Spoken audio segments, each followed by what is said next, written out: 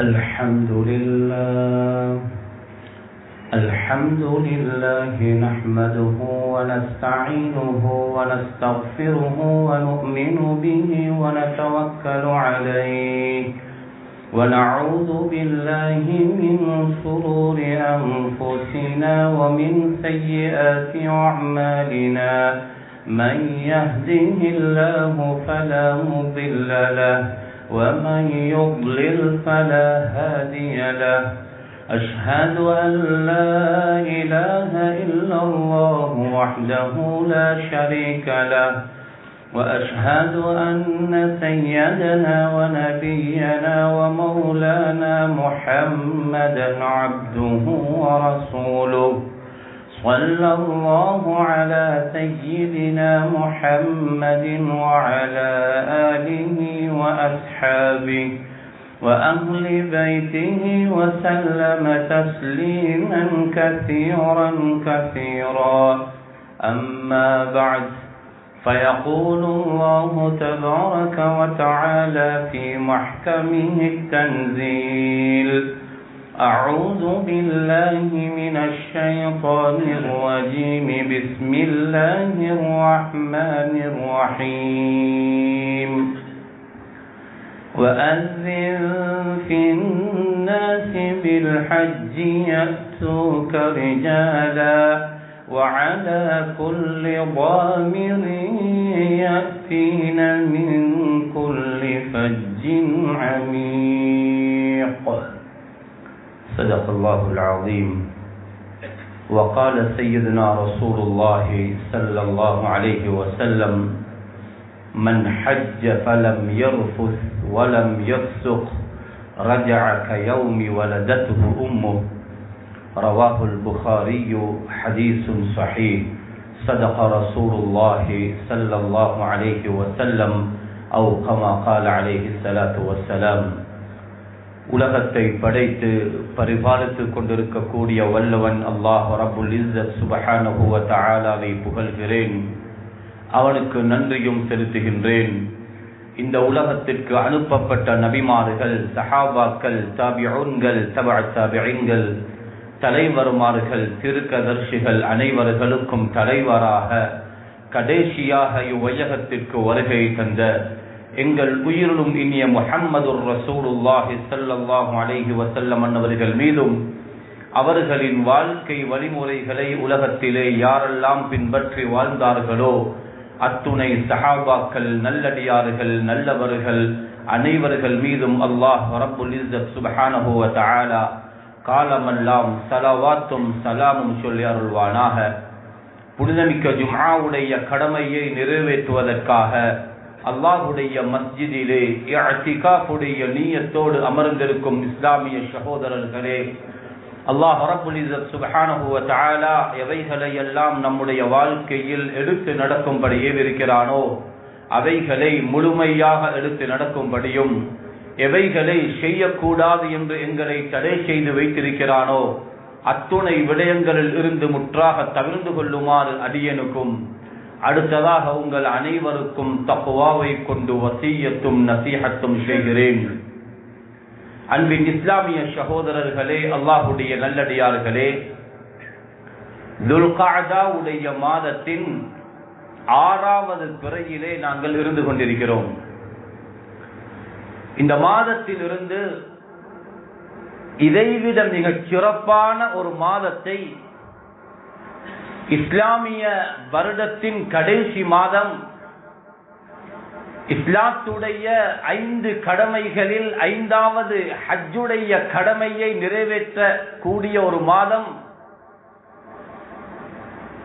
இமாம் முன்சிர் ரஹ்மத்துல்லாஹி அலைஹி தங்களுடைய அத்தர்ஹீப் என்ற கிதாபிலே ஹஜ்ரத் ரசூலுல்லாஹி ஸல்லல்லாஹு அலைஹி வஸல்லம் அவர்கள் சொன்ன ஹதீஸை அறிவிக்கிறார்கள்.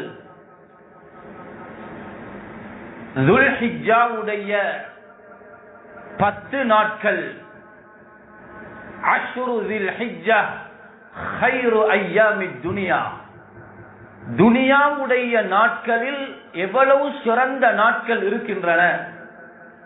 ஆனால் துல்ஹிஜ்ஜாவுடைய 10 நாட்கள் துனியாவுடைய நாட்களில் ஆகச் சிறந்த நாட்கள். அந்த நாட்களை அல்லாஹ் துல்ஹிஜ்ஜாவிலே வைத்திருக்கிறான். துஆக்கள் அங்கீகரிக்கப்படுகின்ற எவ்வளவு நேரங்களும் இடங்களும் இரவுகளும் ஹதீஸிலே சொல்லப்பட்டிருக்கின்றன. எல்லா இடங்களை விட எல்லா நேரங்களை விட துஆ அங்கீகரிக்கப்படக்கூடிய ஆக சிறந்த நாள் யௌமு அரஃபா, அரஃபாவுடைய நாள். ஹாஜிகள் ஒன்று கூடக்கூடிய நாள். அந்த நாளையில் கேட்கப்படுகின்ற துஆ அல்லாஹ்விடத்திலே அங்கீகரிக்கப்படும். அந்த துஆவும் அந்த நாளையும் அல்லாஹ் ரப்புல் இஸ்ஸத் சுப்ஹானஹு வ தஆலா துல்ஹிஜ்ஜாவுடைய மாதத்தில் தான் வைத்திருக்கிறான். ஏனைய அல்லாஹ்வுடைய வணக்கங்கள், அந்த வணக்கங்களுக்கு பின்னால் குடும்பத்தினர்கள் என்ற ஒரு காரணி அங்கே இருக்க மாட்டாது. தொழுகை என்ற கடமையை அல்லாஹ் ரப்புல் இஸ்ஸத் சுப்ஹானஹு வ தஆலா தன்னுடைய ஹபீப் முஹம்மது ரசூலுல்லாஹி ஸல்லல்லாஹு அலைஹி வஸல்லம் அவர்களை வானத்திற்கு அழைத்து பரிசாக கொடுத்தான். ஜகாத்தை அல்லாஹ் கடமையாக்கினான். ரமலானுடைய நோன்பு அல்லாஹ் கடமையாக்கினான். ஹஜ்ஜுடைய வணக்கம் ஒரு குடும்பத்துடைய சம்பவத்தோடு சம்பந்தப்பட்டது. ஒரு குடும்ப தியாகத்தின் பின்னணிதான் ஹஜ்ஜுடைய வணக்கம். அல்லாஹ்வுடைய நல்லடியார்களே, எவ்வளவு சிறந்த ஒரு அமல் என்றால், ஹஜ்ஜுடைய வணக்கத்தை யாராவது தன்னுடைய சுய கருத்தின்படி, தன்னுடைய சுய நினைவின்படி அந்த அமல்களை ஒரு மனிதன் யோசித்தால் சந்தேகப்படலாம். ஒரு குடும்பம் செய்த தியாகத்தை அல்லாஹ் வணக்கமாக மாற்றினான். எங்களுடைய மார்க்கத்தில் 2 சுன்னாக்கள் இருக்கின்றன. பொதுவாக எல்லோருக்கும் சுன்னத் என்றால் அது முஹம்மது ரசூலுல்லாஹி ஸல்லல்லாஹு அலைஹி வஸல்லம் அவர்கள் சொன்ன, அவர்கள் செய்த, வழிகாட்டிய அல் இக்ரார், நபி அவர்கள் ஏற்றுக்கொண்ட நபி அவர்களுடைய சிஃபத்துகள், இவைகளைத்தான் பொதுவாக சுன்னத் என்கிறோம். ஆனால் மார்க்கத்தில் இன்னும் சில சுன்னாக்களை அல்லாஹ் ஏற்படுத்தியிருக்கிறான். நபி அவர்கள் செய்யாதவைகளையும் அல்லாஹ் சுன்னத்தாக்கி வைத்திருக்கிறான். நபி அவர்களுக்கு முன்னால் இந்த உலகத்திலே வாழ்ந்த சில நபிமார்கள் செய்த சுன்னாக்களையும் எங்களுடைய மார்க்கத்தில் நாங்கள் பின்பற்ற வேண்டி இருக்கிறது. ஷரஅ லகும் மினத் தீனி மா வஸ்ஸா பிஹி நூஹா வமா வஸ்ஸைனா பிஹி இப்ராஹீம வமூஸா வஈஸா அன் அகீமுத் தீன். ஷரஅ லகும், அல்லாஹ் உங்களுக்கு மார்க்கமாக்கினான். இது நேரடியான தர்ஜுமா. அல்லாஹ் உங்களுக்கு ஷரீஅத்தாக்கினான், மார்க்கமாக்கினான். மா வஸ்ஸா பிஹி நூஹா, சய்யிதுனா நூஹ் அலைஹிஸ்ஸலாத்துக்கு அல்லாஹ் எதை வசியத்தாக சொன்னானோ அதையும் உங்களுக்கு மார்க்கமாக்கி இருக்கிறான். வமா வஸ்ஸைனா பிஹி இப்ராஹீம வமூஸா வஈஸா, இந்த 3 நபிமார்களுக்கு நாங்கள் செய்த வசியத்துகளை உங்களுக்கு மார்க்கமாக்கி இருக்கிறோம். இந்த ஆயத்துடைய மிக சுருக்கமான விளக்கம் என்னவென்றால், எங்களுடைய இந்த மார்க்கத்தில் ஏனைய நபிமார்களுடைய சில சுன்னாக்களையும் எடுக்க வேண்டி இருக்கிறது. உதஹியாவுடைய பிராணியை நபி அவர்கள் பூமியில் தன்னுடைய காலால் மிதித்து அறுக்க முற்படும் பொழுது ஒரு சஹாபி கேட்கிறார், மா ஹாதிஹில் அதாஹி யா ரசூலல்லாஹ், இது என்ன உதஹியா, என்ன செய்ய போகிறீர்கள்? ஒரு மிருகத்தை அறுக்க போகிறீர்கள், இது எங்கிருந்து வந்தது, யாருடைய செயல் இது என்று நபியிடத்திலே கேட்க ஸல்லல்லாஹு அலைஹி வஸல்லம் சொன்னார்கள், சுன்னத அபீக்கும் இப்ராஹீம், இது உங்களுடைய தந்தை ஹஜ்ரத் இப்ராஹீம் அலைஹிஸ்ஸலாம் அவர்களுடைய சுன்னத். எனவே ஒரு குடும்பம் செய்த தியாகத்தை அல்லாஹ் ஷரீஅத்தாக ஆக்கினான். யாரும் விரும்பியோ விரும்பலையோ அது காலத்திற்கு தோதுவாக அமைந்தாலோ இல்லையோ, ஒரு ஆளுடைய மூளைக்கு பட்டோ இல்லையோ, அதை அப்படியே செய்தே ஆக வேண்டும். ஒரு கல்லை முத்தமிடுவதா? ஏன் ஒரு கல்ல முகக்கணும்? ஒரு மனிதன் சுயமாக யோசித்தால் அதன் அவன் ஒரு பிழை என்று சித்தரிப்பான். சஃபா மர்வா என்பது சுமார் 395 மீட்டர் கொண்ட 2 கட்டையான மலை. குர்ஆன் சொல்லுது, இன்ன ஸஃபா வல் மர்வத மின் ஷஆயிரில்லாஹ். சஃபா என்ற மலையும் மர்வா என்ற மலையும் அல்லாஹ்வுடைய அத்தாட்சியில் நின்றும் உள்ளது. ஏன் அந்த இடத்துல ஓட வேண்டும்? அங்கே தண்ணீர் தேடி ஓடினார்கள். குழந்தைக்கு தண்ணீர் தேவை. தண்ணீரை தேடி ஓடிய இடம்தான் சஃபா மர்வா. இன்றைக்கு தண்ணீர் பொட்டல்களை சுமந்து கொண்டு ஓடுகிறார்கள். யோசிக்கலாம், தண்ணீரை தேடி ஓடின இடத்துல ஏன் இப்ப ஓடணும்?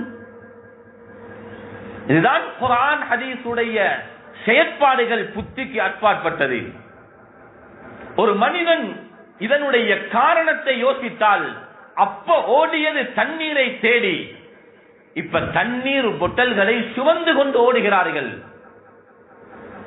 ஹஜ்ஜாஜிகள் அந்த இடத்தில் குலுங்கி ஓட வேண்டும்.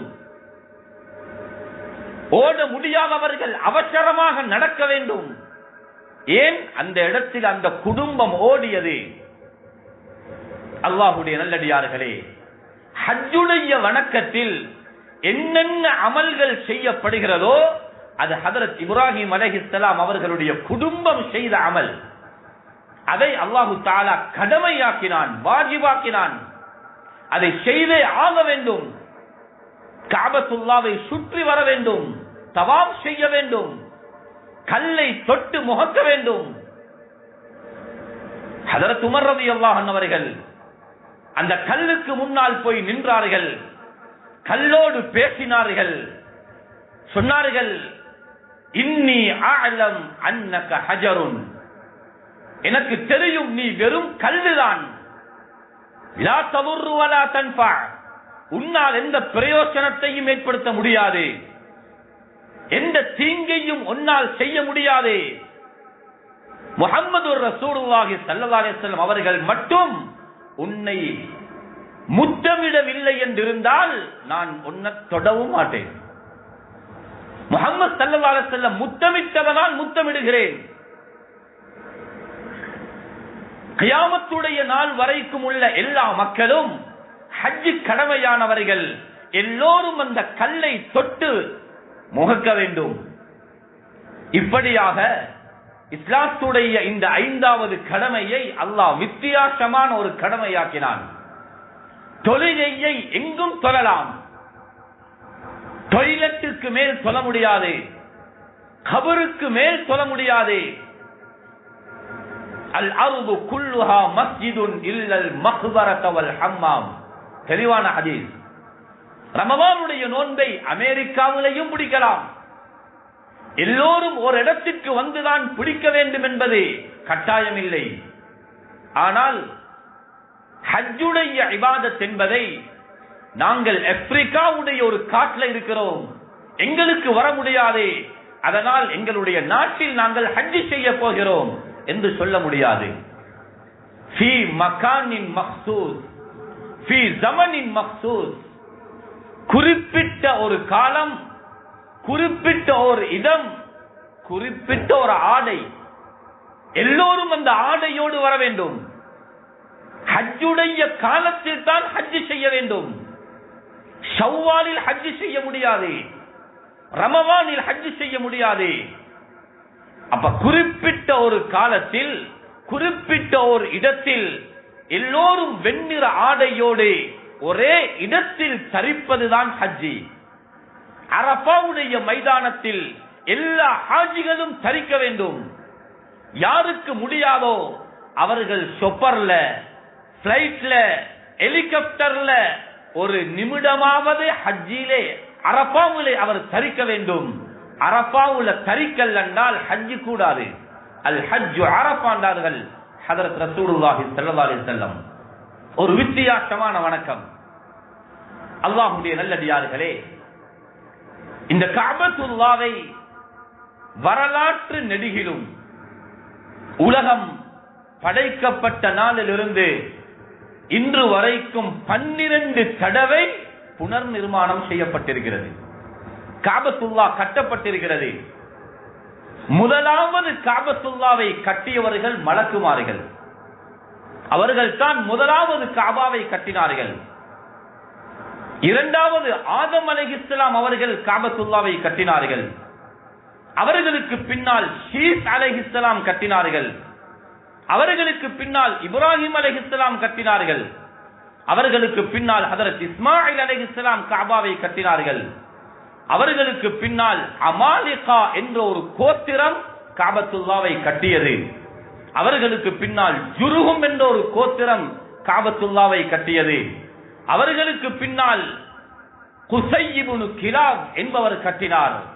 அவர்களுக்கு பின்னால் குறைஷிகள் கட்டினார்கள். அவர்களுக்கு பின்னால் ஹிஜ்ரி அதாவது 65வது வருடம் அப்துல்லாஹ் இப்னு ஜுபைர் ரலியல்லாஹு அன்ஹு அவர்கள் கட்டினார்கள்.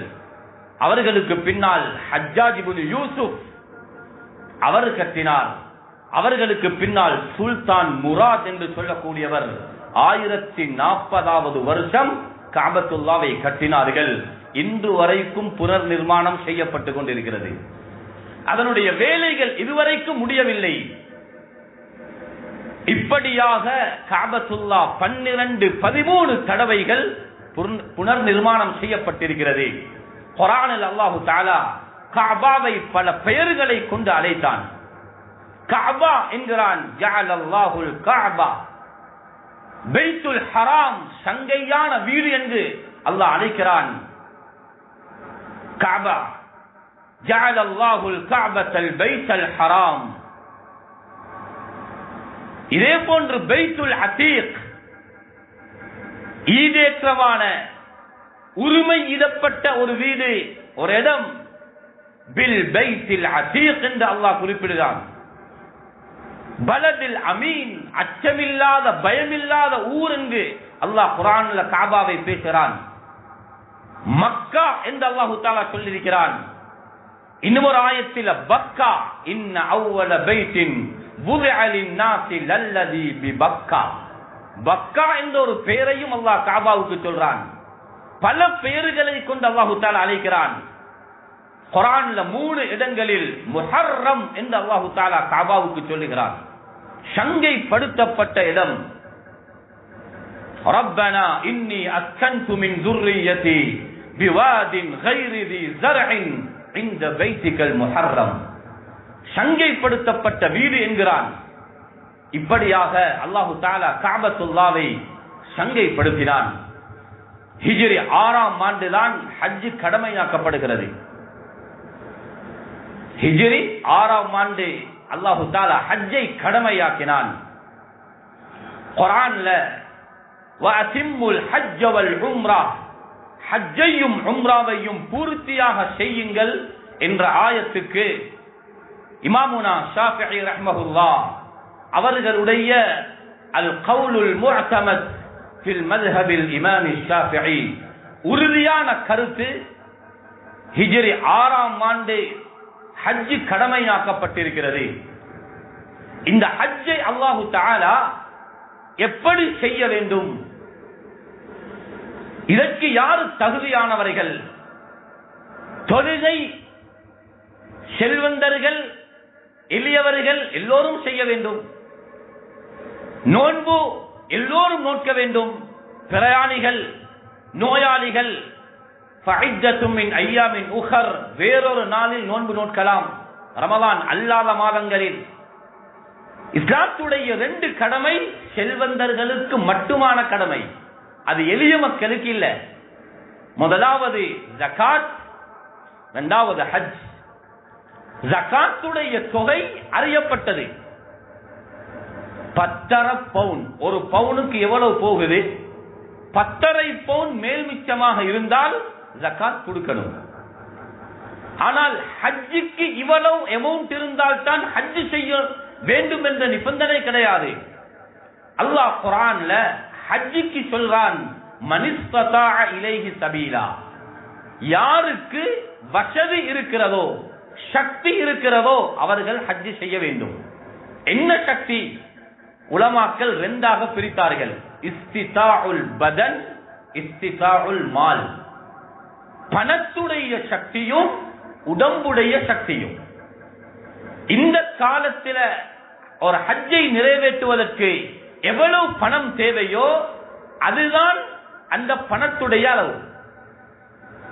ஒரு 2 வருஷங்களுக்கு முன்னால 16 லட்சம், 10 வருஷங்களுக்கு முன்னால 6 லட்சம், 15 வருஷங்களுக்கு முன்னால 3 லட்சம், 25 வருஷங்களுக்கு முன்னால 1.5 லட்சம், இப்ப 20 லட்சம். இதுதான் அளவு. அந்தந்த காலங்களில் ஹஜ்ஜை நிறைவேற்றுவதற்கு எவ்வளவு பணம் தேவையோ அந்த பணம் இருக்க வேண்டும். இரண்டாவது, உடம்புல சக்தி இருக்க வேண்டும். பெரியார்களே, சகோதரர்களே, மார்க்கத்துடைய சில மஸ்அலாக்கள், சட்ட திட்டங்கள் இருக்கின்றன. அது ஒரு ஹுதுபாவில் ஓதி முடிக்க முடியாது. உலமாக்களிடத்தில் கட்டாயம் அணுகி அதனை கேட்க வேண்டும். ஒரு வருத்தமான செய்தி தற்பொழுது நடைபெற்றுக் கொண்டிருக்கிறது. சில இடங்களில் ஹஜ்ஜு கடமையானவர்கள் ஹஜ்ஜுக்கு போகாமல் உம்ராவுக்கு போகிறார்கள். அவர்கள் ஹஜ்ஜு கடமையானவர்கள், ஹஜ்ஜை நிறைவேற்ற முடியுமானவர்கள், அவர்கள் உம்ராவை செய்துவிட்டு இருக்கிறார்கள். உம்ராவுடைய சட்டம் ஷாஃபி மதுஹபில் மட்டும்தான் உம்ரா வாஜிப். முதலாவது உம்ரா ஷாஃபி மதுஹபில் முதலாவது உம்ரா வாஜிப். அடுத்த எல்லா மதுஹபுகளிலும் மதுஹபுக்கு அப்பாற்பட்ட கைரு முகல்லிதீன்களுடைய கருத்தும் உம்ரா சுன்னா முஅக்கதா, கட்டியான சுன்னத். ஆனால் சிலர் பெரிய தொகையை செலவழித்து ஹஜ் செய்ய வேண்டும், ஆனால் இவர்கள் உம்ராவை செய்துவிட்டு இருக்கிறார்கள். ஹஜ் கடமையானவர்கள் ஹஜ் செய்யாமல் இருந்தால் பயங்கர குற்றம் இருக்கிறது ஷரியத்தில். ஸல்லல்லாஹு அலைஹி வஸல்லம் சொன்னார்கள், மாத யஹூதியன் அவ் நஸ்ரானியா, அவன் ஒரு யூதனாக மரணிக்கட்டும், ஒரு நஸ்ரானியாக மரணிக்கட்டும் என்று ஹஜ்ரத் ரசூலுல்லாஹி ஸல்லல்லாஹு அலைஹி வஸல்லம் சொன்னார்கள். ஒருவருக்கு ஹஜ் கடமை, ஒரு மஸ்அலாவை மட்டும் சொல்றேன். ஒரு ஆளுக்கு இந்த வருடம் ஹஜ் கடமை, இவர் ஹஜ் கடமையான காலத்தில் போகல, அவர் இப்ப உடம்புல சக்தியும் இருக்குது, பணமும் இருக்கிறது, ஹஜ்ஜை பிற்போடுகிறார். ஹதீஸ் தெளிவாக இருக்கிறது, மன் அராதல் ஹஜ்ஜ ஃபல்யதஅஜ்ஜல், யாராவது ஹஜ் செய்ய நாடினால் அவசரமாக செய்யட்டும், பிற்போட கூடாது. 2026 ஹஜ் செய்ய ஏழுமான ஒரு ஆள், சரி பிரச்சனை இல்லை, ஒரு வருஷம் தானே, அடுத்த வருஷம் ஹஜ் செய்யலாம் என்று வசதி இருந்தும் பிற்போட்டால், இவர் இடைப்பட்ட காலத்தில் நோயாளியாக மாறினால் அல்லது மரணித்தால் அல்லாஹ்வுக்கு செலுத்த வேண்டிய கடனில் இவருடைய ஹஜ் பொறுப்புல வந்துடும். என்ன சட்டம்? நோயாளியாகிட்டார், பெரலைஸ் ஆகிட்டார், எழும்ப முடியாது, அல்லது மரணித்துட்டார். இப்ப ஷரியத்துடைய சட்டம் என்ன? அவருக்குத்தான் சட்டம் தெரியாது. பாப்ப மௌத்து, மகனுக்கு சட்டம் தெரிஞ்சிருக்கணும். இவருடைய அனந்தர சொத்து பிரிக்கப்பட முன்னால் இவருடைய 2027 ஹஜ்ஜுக்கு எவ்வளவு செலவாகுமோ அந்த செலவு தொகை இவருடைய அனந்தர சொத்திலிருந்து எடுக்கப்படும். இது ஜனாசாவுடைய மகன் ஜனாசாவுடைய அனந்தர சொத்தை பெற தகுதியாக இருக்கக்கூடியவர், ஜனாசாவுடைய அனந்தர சொத்து பிரிக்கப்பட முன்னால் அல்லாஹ்வுக்கு செலுத்த வேண்டிய ஹஜ் இவருடைய கடன்ல இருக்கிறது. 27 அந்த ஹஜ் நிறைவேற்றப்பட வேண்டும். அதனால் ஜனாசாவுடைய சொத்திலிருந்து அது எடுக்கப்படும். எடுக்கப்பட்டதற்கு பின்னால்தான் அனந்தர சொத்து பிரிக்கப்படும், கணக்கு பார்க்கப்படும். இவருடைய ஹஜ்ஜை இவருடைய சொந்தக்காரர் ஒரு ஆள் செய்யணும். அவர் ஏற்கனவே ஹஜ்ஜி செய்தவராகவும் இருக்க வேண்டும். புதிய ஒரு ஆளுக்கு ஹஜ்ஜி செய்ய இயலாது. ஸல்லல்லாஹு அலைஹி வஸல்லம் தவாப் செய்து கொண்டிருக்கிறார்கள். ஒருவர் ஒரு ஆளுடைய பெயரை சொல்லி லப்பைக அன் சுபுருமா, சுபுருமா என்ற ஒரு நபருடைய பெயரை சொல்லி லப்பைக் என்கிறார். ஸல்லல்லாஹு அலைஹி வஸல்லம் கேட்டார்கள், யாரப்பா அந்த சுபுருமா, யார் அவர்? அவர் சொன்னார், என்னுடைய குடும்பத்தை சேர்ந்த ஒருவர், நான் அவருக்காக ஹஜ்ஜி செய்கிறேன், தவாப் செய்கிறேன். ஸல்லல்லாஹு அலைஹி வஸல்லம் கேட்டார்கள், ஹஜ்ஜத அன் நஃப்ஸிக், முதலாவது நீ உனக்கு ஹஜ்ஜி செஞ்சிருக்கிறாயா? அவர் சொன்னார், லா யா ரசூலல்லாஹ், இல்லை என்றார். நபி அவர்கள் சொன்னார்கள், ஹுஜ்ஜி அன் நஃப்ஸிக் சும்ம ஹுஜ்ஜி அன் சுபுருமா, முதலாவது ஓண்ட ஹஜ்ஜை செய், அதுக்கு பின்னால சுபுருமா என்ற நபருடைய ஹஜ்ஜை செய். இதிலிருந்துதான் எல்லா ஃபுகஹாக்களும் சட்டம் எடுத்தார்கள், பதல் ஹஜ்ஜி செய்யக்கூடியவர் ஏற்கனவே ஹஜ்ஜி செய்தவராக இருக்க வேண்டும். இது மரணித்தால் இப்படி நடக்கணும். நடக்குதா? அதனாலதான் ஹஜ்ஜுக்கு நியத்து வைத்தால் அவசரமாக செஞ்சிடுங்க, அதை பிற்போட வேண்டாம் என்று ஷரியத் சொல்லியிருக்கிறது. ஹஜ்ஜோடு சம்பந்தப்பட்ட நிறைய மஸ்அலாக்கள், மார்க்கத்துடைய விவகாரங்கள் சொல்லப்பட்டிருக்கிறது. அல்லாஹ்வுடைய நல்லடியார்களே, பணம் உள்ளவர்கள் பல நாடுகளுக்கு, ஊர்களுக்கு போய் எங்களுடைய நாட்டில் இல்லாத, எங்களுடைய ஊரில் இல்லாத புதுனங்களை பார்ப்பதற்கு லட்சக்கணக்கில் செலவழிக்கிறார்கள். உலகத்தில சுவர்க்கத்துடைய ஒரு பொருள் சவுதி லீக், அது உலகத்தில் யாரும் கட்டல்ல, உலகத்துடைய எந்த கம்பெனியும் அதனை உருவாக்கல்ல, அது உலகத்துடைய பொருளே அல்ல. அது ஆயிரக்கணக்கான வருடம் சுவர்க்கத்திலிருந்து அல்லாஹ்வின் மூலம் இறக்கப்பட்ட ஒரு பொருள். இப்ப சவுதி லீக், இது மக்கா லீக். இது ஸல்லல்லாஹு அலைஹி வஸல்லம் சொன்னார்கள், நஸலல் ஹஜருல் அஸ்வத் மினல் ஜன்னah, ஹஜருல் அஸ்வத் கல் இருக்கிறதே, இது சுவர்க்கத்துடைய கல்லு. அல்லாஹ் அங்கிருந்து தான் இறக்கினான். அது இறங்கும் பொழுது வஹுவ அஷத்து பயாதம் மினல் லபன், பாலை விடவும் மிக மென்மையான கல்லு. இப்ப அதற்கு பெயரே ஹஜருல் அஸ்வத், கருப்பு கல்லு. ஆனா அதனுடைய உண்மையான கலர் கருப்பல்ல, அது பாலை விடவும் வெண்மையானது.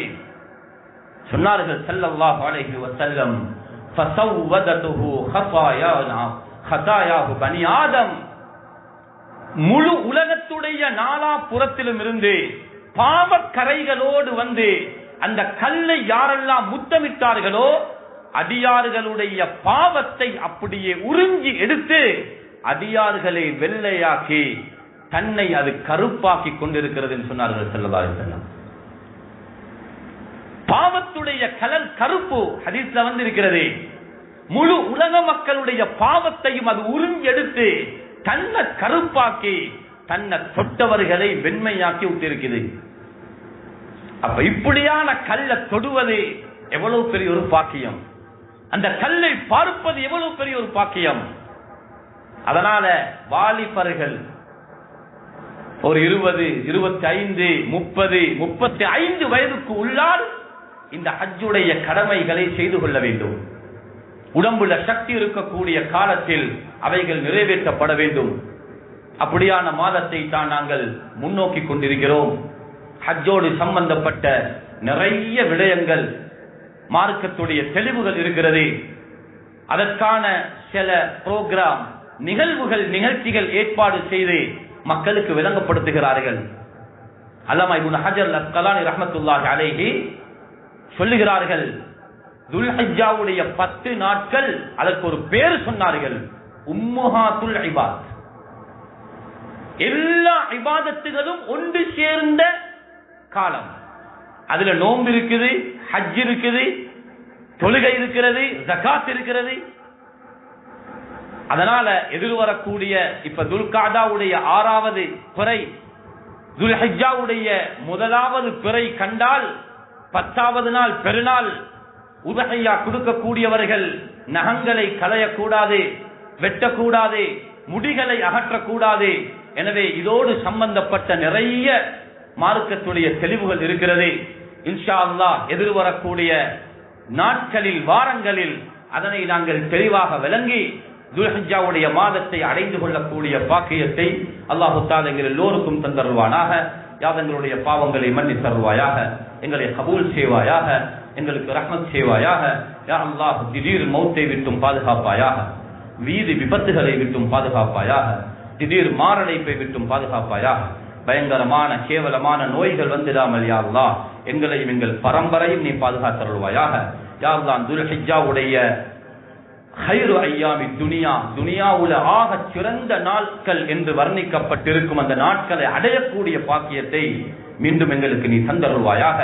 நாட்டில் சுபீட்சத்தையும் ஐக்கியத்தையும் ஏற்படுத்துவாயாக. எங்களுடைய துஆவை ஏற்று கபூல் செய்வாயாக. ஆமீன் ஆமீன். வ ஆகிரு தஅவானா அல்ஹம்துலில்லாஹி ரப்பில் ஆலமீன்.